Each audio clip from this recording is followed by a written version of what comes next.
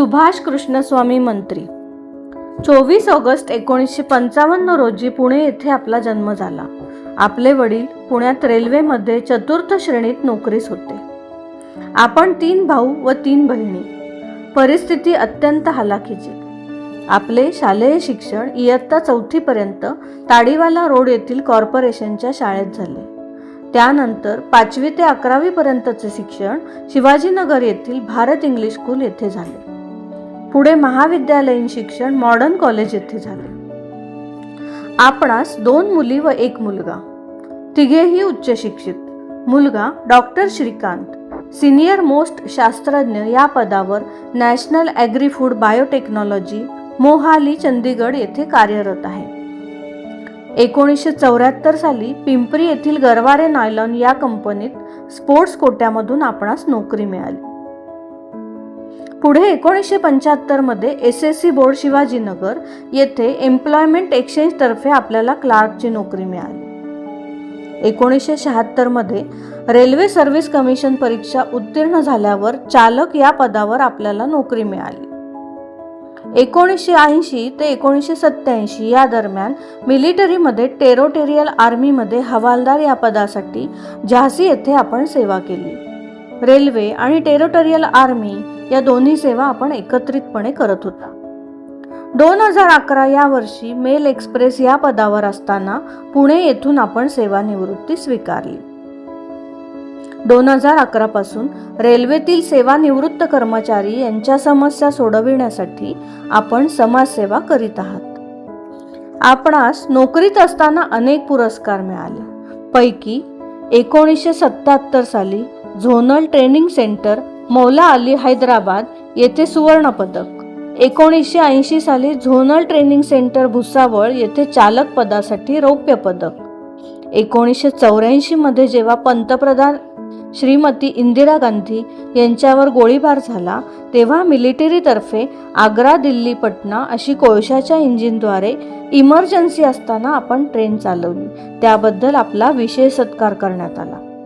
1990 मध्ये zonal training centre Bhusawal येथे चालक पदासाठी आपणास सुवर्ण पदक मिळाले. 2005 मध्ये मुंबई येथे जनरल मॅनेजर तर्फे उत्कृष्ट मेल एक्सप्रेस लोको पायलटचा पुरस्कार आपल्याला मिळाला. 2008 साली पुणे डिव्हिजन मध्ये उत्कृष्ट चीफ पॉवर कंट्रोलरचा पुरस्कार आपल्याला मिळाला. 2015 मध्ये all India retired railway men's federation तर्फे सामाजिक पुरस्कार तसेच 2025 मध्ये रेल्वेतर्फे लोको पायलट स्टीम इंजिन या पदावर उत्कृष्ट कार्य केल्याबद्दल आपला विशेष सत्कार करण्यात आला. लहानपणापासून आपणास खेळाची आवड असल्यामुळे शालेय जीवनात असताना आंतरशालेय स्पर्धांमध्ये व आंतरमहाविद्यालयीन स्पर्धांमध्ये अनेक बक्षिसं आपणास मिळाली. लांब पल्ल्याच्या शर्यतीत आपला विशेष सहभाग असायचा. 1973 मध्ये क्रॉस कंट्री या स्पर्धेत आपण प्रथम आलात. 15 ऑगस्ट 1973 रोजी सकाळ वृत्तपत्रात आपला संपूर्ण फोटो छापून आला. ती बातमी वाचून एक दिव्यांग मुलगा ज्याचे नाव मधुकर गणपत नाणेकर राहणार पिंपरी गाव घरी आला. आपण फार भारावून गेलात आणि पुढे असे अनेक दिव्यांग मित्र बनवत गेलात. श्रीधर आखाडे, रमेश गायकवाड, सुजाता वाघचौरे, मंदाकिनी सोहोनी इत्यादी 25 ते 30 मित्र सेंट्रल बिल्डिंग पुणे येथे एका झाडाखाली आपण भेटू लागलात. पुढे त्यांच्या कलागुणांनुसार वेगवेगळ्या खेळांमध्ये आपण त्यांना प्रोत्साहन देत गेलात. 1982 मध्ये पुणे जिल्हा पॅरा ऑलिम्पिक असोसिएशनची स्थापना आपण केलीत आणि त्याचे अध्यक्षपद भूषविले.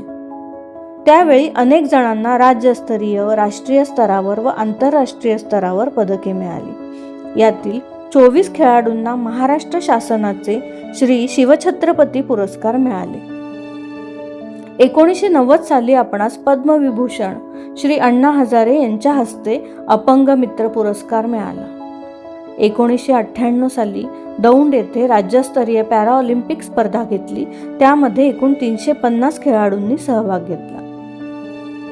1998 मध्ये आपली आंतरराष्ट्रीय मॅरेथॉन पुणे येथे तांत्रिक अधिकारी या पदावर नियुक्ती झाली. 1999 साली 13व्या आशियाई स्पर्धांसाठी बँकॉक येथे तांत्रिक अधिकारी या पदासाठी आपली निवड झाली आणि यामध्ये भारतास एकूण 23 पदके मिळाली. या सर्व पदक विजेते खेळाडू व तांत्रिक अधिकारी यांचा कौतुक समारंभ पंतप्रधान भारतरत्न अटल बिहारी वाजपेयी यांच्या हस्ते दिल्ली येथे संपन्न झाला. 2002 साली आशियाई चॅम्पियन स्पर्धेसाठी मलेशिया येथे तांत्रिक अधिकारी या पदासाठी आपली निवड झाली. यावेळी एकूण 20 पदके भारतास मिळाली. 2003 मध्ये 14व्या आशियाई स्पर्धेसाठी बुसान, रशिया येथे पुन्हा एकदा तांत्रिक अधिकारी या पदासाठी आपली निवड झाली. परंतु आपल्या वडिलांची तब्येत खराब असल्या कारणास्तव आपण जाऊ शकला नाहीत. तत्पूर्वी 2000 साली दौंडमध्ये राज्यस्तरीय पॅराऑलिम्पिक असोसिएशनची शाखा सुरू करून त्याचे अध्यक्षपद आपण भूषविले. तसेच अहमदनगर येथे राज्यस्तरीय स्पर्धा घेतली. यामध्ये एकूण 500 खेळाडूंनी सहभाग घेतला. 2010 या वर्षी पुणे येथे पॅराऑलिम्पिक आर्चरी असोसिएशनची स्थापना आपण केलीत आणि त्याचे अध्यक्षपद भूषविले.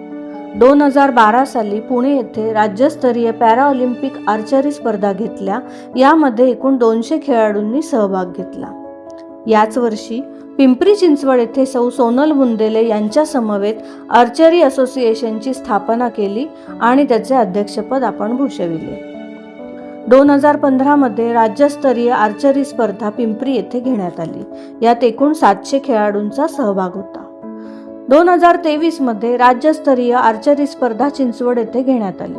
यात एकूण 750 खेळाडूंचा सहभाग होता. 2024 या वर्षी आपणास गुरुवर्य पुरस्काराने सन्मानित करण्यात आले.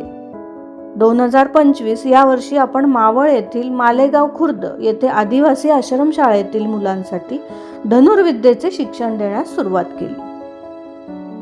या व्यतिरिक्त आपले विशेष कार्य असे की 2008 पासून आपल्याकडून मुंबई व यवतमाळ येथील विद्यार्थ्यांसाठी खेळातील व शैक्षणिक विशेष नैपुण्याबद्दल शिष्यवृत्ती दिली जाते.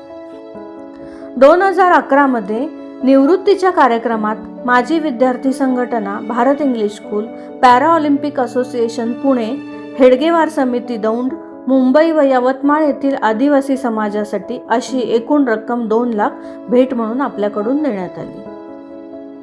2019 या वर्षी 8व्या दिव्यांग साहित्य संमेलन पुणे येथे सचिव हे पद यशस्वीपणे भूषविले. वैयक्तिक आयुष्यात भ्रमंतीचा आपणास विशेष छंद आहे. सहकारी मित्रांबरोबर आपण 1973 साली पुणे, गोवा, पुणे असा सायकल प्रवास केला. त्याचबरोबर Nepal, Bangkok, Singapore, Malaysia, Sri Lanka, Dubai तसेच England, Paris, Switzerland, Brazil, Netherland, Germany, Italy, Rome, Venice, Vatican city व ॲम्स्टरडॅम असा 10 देशांचा युरोप दौरा आपण केला.